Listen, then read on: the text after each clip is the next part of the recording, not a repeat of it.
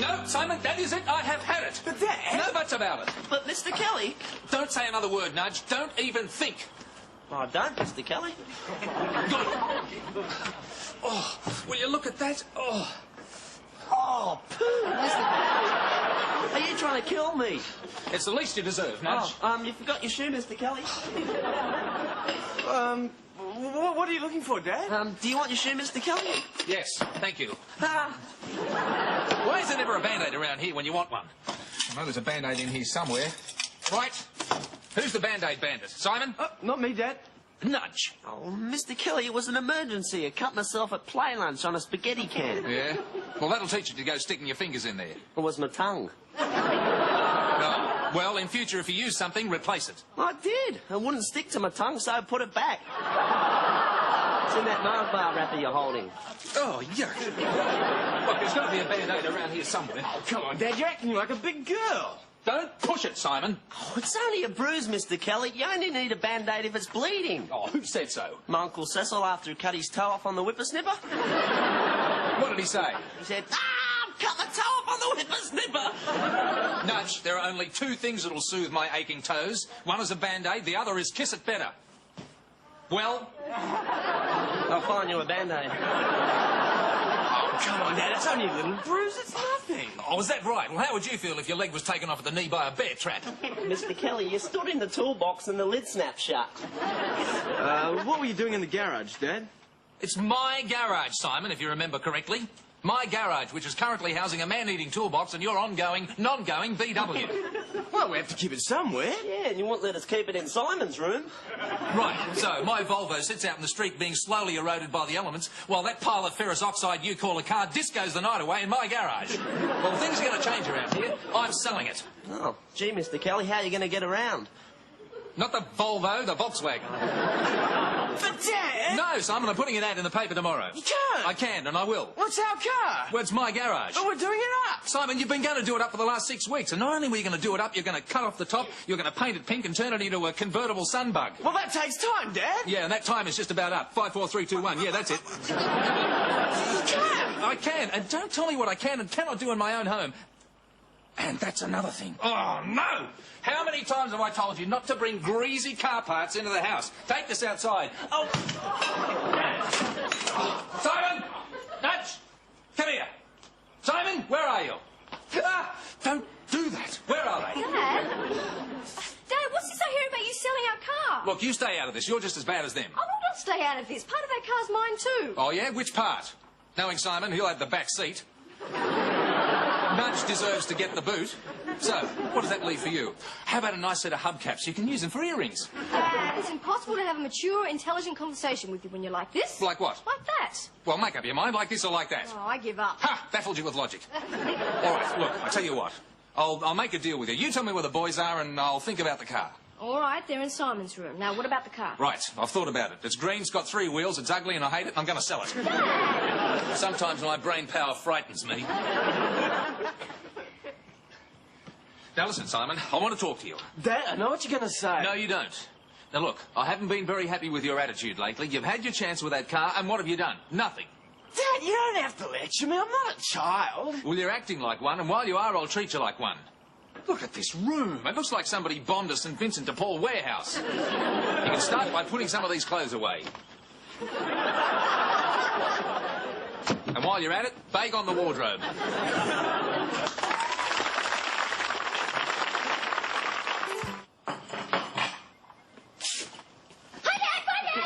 Just a minute, young lady. I want to have a word with you. Sorry, Dad, can't stand it if you late for school. It's only 8:15. Yeah, but I've got to help Damien Goddard dissect his frog. What for? Science? No, he just doesn't like it anymore. Okay, well, I tell you what. Kermit the Frog has just had a stay of execution. Sit down. But, Dad... Ah! Heel. Sit. Now, listen. I've just had a call from Mrs. Baxter, your teacher. Uh-oh, bad vibes. Yes, and Mrs. Baxter tells me you haven't been doing your homework lately. Oh, is that all? Yes, and she also tells me that you've told her that I've told you to tell her that you don't have to do it anymore. Is that true? Is what true? That I've told you to tell... Is that true? Well, a bit of it. How much of it? Well, a fair bit of it. Well, I'd say a lot of it. What would you say, Jenny? I'd say, can I talk to my lawyer now? Jenny, this is no joking matter. I haven't excused you from doing your homework. Why did you lie to Mrs. Baxter? Well, I was only doing it for you, Dad. Doing it for me? What are you talking about? Well, you told me to keep out of trouble. Yeah, that's right. So why did you lie to Mrs. Baxter? Well, if I told the truth, I would have gotten into trouble. And you told me to keep out of trouble. So I was only doing what you told me to do. And now that you've gone and told Mrs. Baxter that I was lying, I'm going to get into trouble. And it'll all be your fault. Jenny, you don't need a lawyer. You've got one of the finest legal minds in the country. Does that mean I can go now? No. It means that you can give this note to Mrs. Baxter and you are sentenced to 7 days community service. Oh, what am I, Darren Hinch? No. You're the dishwasher for the next 7 days. Oh, Dad. Case dismissed. For sale, Volkswagen Beetle, faded green, unregistered, needs work, not running, only has 3 wheels, $400 or near offer, phone such and such. Oh, geez, I don't know. What idiots would buy a car like this? Simon and Nudgewood. I think I better tart this up a bit. Now, for sale, Volkswagen Beetle. For sale, potential VW Sunbug. Now, faded green. Original Duco. Unregistered, needs work, not running. Mechanically A1. Okay, only has 3 wheels. That's a toughie. Unique. Now, $400 or near offer. $600, no time wasters. Terrific. I think I've missed my calling. I should be in advertising. Oh, Betty, good morning. I'm glad you're here. Could you phone this ad through to the newspaper straight away, please? Yeah, wait a minute, Mr. Kelly. I just want to open my parcel first. Oh, well, be quick about it. Who sent it to you? The mail order catalogue. Oh, no, not that again. What junk have you bought this time? It's not junk, Mr. Kelly. It's really good, high-quality merchandise made from materials developed for the space program. You mean materials developed for the space between your ears program? Okay, what have you got this time? These. Glasses? They're not ordinary glasses, Mr. Kelly. These are the new, improved, full living colour, developed for the space program 3D glasses. Oh, Betty, what on earth would astronauts want with 3D glasses? Well, I don't know. Maybe it's for when their TV sets break down and they can only get SBS ethnic television. What are you talking about? Well, you know, imagine, Mr. Kelly, 3D subtitles. You know, it'd be good if you were a blind person. Then, you know, you could feel the words and listen to the picture at the same time. No, Betty. You see, 3D works when you Forget it. I want to try mine. Oh, wow. Oh, Mr. Kelly, these are fantastic. It looks like you're really here in the room with me. I really am here in the room with you. Are you? Well, see how good they are then? Hi, Betty. Hi, Dad. Can I have a word with you for a moment? Mr. Kelly, your daughter Debbie is here. Oh, in 3D to see you. Wow, where'd you get those? Oh, they're my new 3D glasses made from materials developed for the space program. I've always wanted a pair. Oh, they're great. They're junk. How much do you pay for them? Nothing. They were free. Free? Yeah, they were my bonus gift. Your bonus gift when you bought what, Betty? The genuine imitation civilian-style Taiwanese survival kit. It's top quality. It's made in Korea.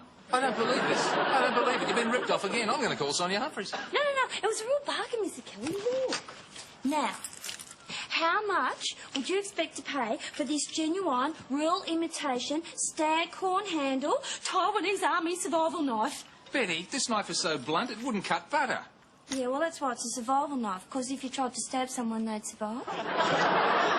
Betty? Anyway, not only do you get this genuine imitation staghorn handle Taiwanese army survival knife, which just fell apart, but you also get this English Taiwanese jungle warfare survival phrase book.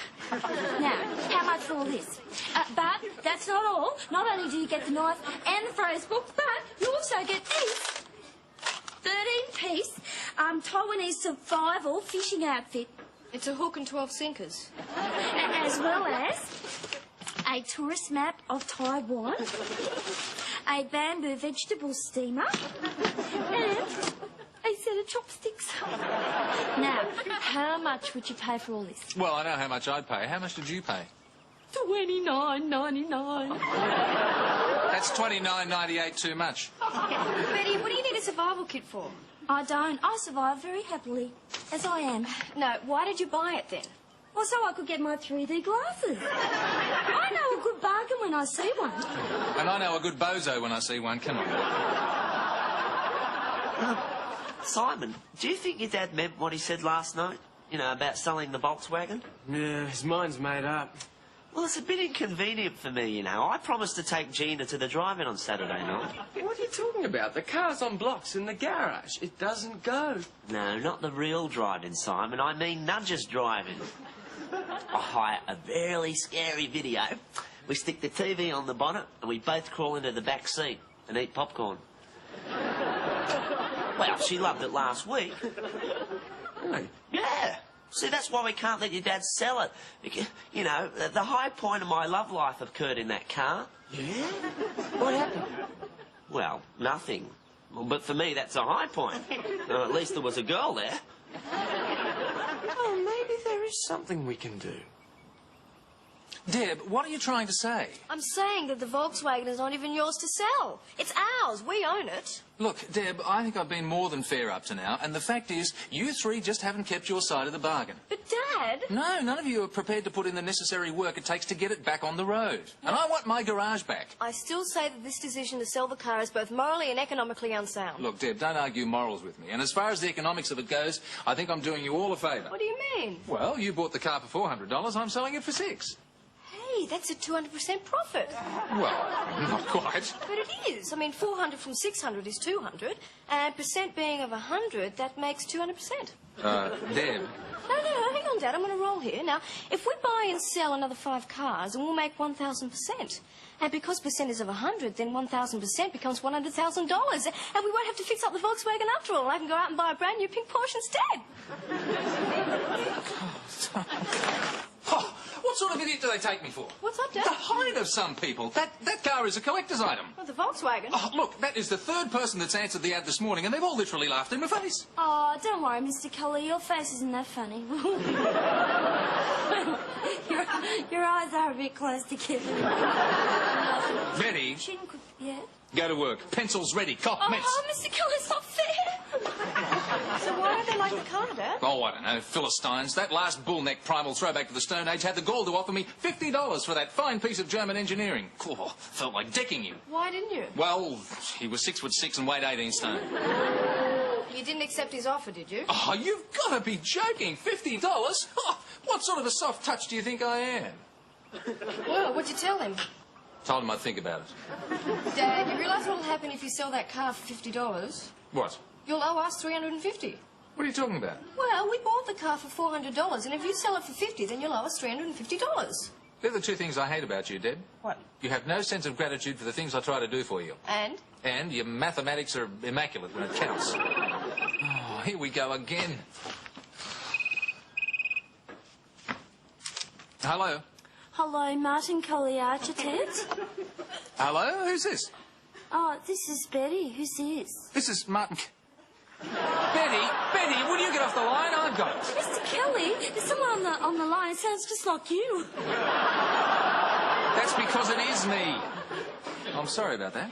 But it's on line 1. Could you just hold the line for a moment, please? Of course it's on line 1 because I've only got one line. I'm sorry, what? Oh, the Volkswagen. What's all the shouting about? Oh, Mr. Kelly won't let me do my job. I am supposed to answer the phone when I'm in the office. Dad? Yes, well, we have had quite a few sizable offers for the Volkswagen. When? Just then. He yelled at me and told me to get off the phone. Now, sometimes I think he doesn't want me to work here anymore, you know. Oh, I think he wants to buy it. Oh, I'm sure he doesn't mean it. Oh, I'm sure he does. See? Well, if it means that much to you. Well, it does, but if that's the way you feel about it, well, when do you want me to leave? When would be convenient? Oh, whenever you like. Okay, let's say 6 o'clock tonight. Okay, bye. Oh, very well. If that's all the thanks I'll get for working my pencil to the bone. What is she on about? Betty, he wasn't talking to you. It was on the phone. Someone about the car. Oh, then he doesn't want me to leave. Who doesn't want you to leave? No. Oh, that's all right then, Mr. Kelly. I'll forgive you. What do I do? So are they going to buy the car then? Oh, you'll be proud of your old man now, Deb. He has just about pulled off the financial deal of the decade. Bell Resources are quaking in their boots. What do you mean? Well, that was a guy named Chris Gordon, and he recognised the number plate from the ad. And apparently, it's the very same car he proposed to his wife in 20 years ago. He wants to buy it as an anniversary present. Oh, isn't that romantic? Yeah, and the best part about it is he's prepared to pay up to $2,000 for it if it's in original condition, which it is. That's fantastic. When's he coming round? 6 o'clock tonight. Oh, damn. I've got to meet a client at 5:30. Deb, can you entertain him till I get home? Oh, I'm sorry, Dad. My class doesn't finish till 7. Oh, Betty, could you do it for me? What? Oh, I'll pay you an hour's overtime. Okay. Good. Right. Now, none of you tell the boys because I want this to be a surprise. Betty? Yes, Jenny? Betty, how do you get dishpan hands? In your case, by telling fibs. It's not fair. No one else ever gets punished. Oh, Jennifer, that is not true. In fact, my cousin Raylene got caught lying when she was at nurse at Walgett Hospital. And they made her do the washing up and she got dishpan hands? No, they put her on night duty and she got bedpan hands. Oh, that'll be Mr. Gordon about the car. Hello.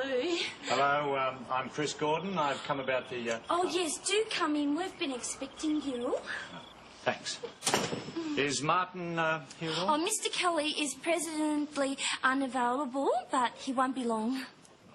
And what's your name? Jenny. Hello, Jenny.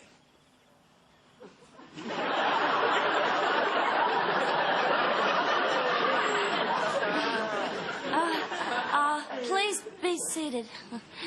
Thank you.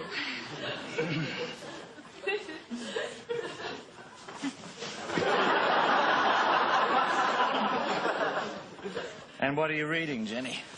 Betty's handy English Taiwanese jungle warfare survival phrase book. Oh. Well, I think it's good to know a foreign language. It fosters international goodwill. Can you say something for me in Taiwanese? Sure. Ayan Feng Pyong Chow Wan Tu Baya. And what does that mean? There's a snake in my sleeping bag. Yes, well, that's a useful little phrase. I must remember that next time I go camping. Oh, Chris, hello. I'm sorry to keep you waiting, Martin Kelly. I hope the girls have been entertaining you. Yes, it's been very enlightening. If I could only understand. Good. Well, I suppose you'd like to see the car then. Yes, that'd be great. You know, I still can't believe I've actually found it. I've been keeping my eyes open for the last couple of years now, and I've just about given up hope. Well, come on then. Your search is over. Look, I'm sorry. I didn't know. You didn't know? Did you really expect me to believe it? How could you not know? Look, honestly, I didn't know. I mean, you know, when you said it was in original condition, I expected it to be a bit rough, but that is ridiculous. Look, I'm sorry. Do you think it's funny to waste my time? What sort of a man are you? He's an architect. A what? He draws houses and that. Do you want a house drawn? I don't believe this. Oh, it's true. I wouldn't lie to you. I don't believe her. And I wouldn't believe another word you say. Oh, no, look, please. No, that's it. That's it. And you'll just count your lucky stars I don't thump you. Gee, who was that? That was a man prepared to pay $2,000 for a certain Volkswagen I told him was in original condition. Why did you do it? Well, Mr. Kelly, we thought if you started work on it, you wouldn't sell it. Did you have to start by chopping the roof off? Dad, do I have to keep doing the washing up? Yes. For how long? Well, you remember the sentence for 7 days. But it was only a little fib, Dad. It was a lie, Jenny. Yeah, but a little one. Well, the only little thing about it was the height from which it was delivered. But Dad! No, it doesn't matter whether it was a little lie or a big lie. It still amounts to an untruth, which in this household carries a sentence of 1 week's washing up with a non-parole period of 7 days. Can't Simon help me? Oh, no way. He's sentenced to however long it takes him to get that Volkswagen back on the road. It's like living in Captain Kelly's penal colony. Well, it's his own fault. I mean, no one's going to buy the car in the condition it's in now. Looks like they've taken the top off with a can opener. Anyway, enough of the chat. Get to work. Hey, Dad, how come there's a circle around this ad? Oh, that's just the ad I put in the paper for the Volkswagen. Now, stop stalling and get to work. I didn't know they called the car Al.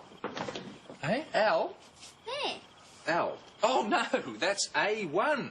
See, that means the best, most perfect, couldn't get any better. Oh, so if you put an ad that a car was an A1, it would mean the best, fantastic, can't get any better type car. Yeah. Well, if that was an ad for Simon's Volkswagen, wouldn't that be a lie? Jenny, Yes, Dad? I'll wash you dry.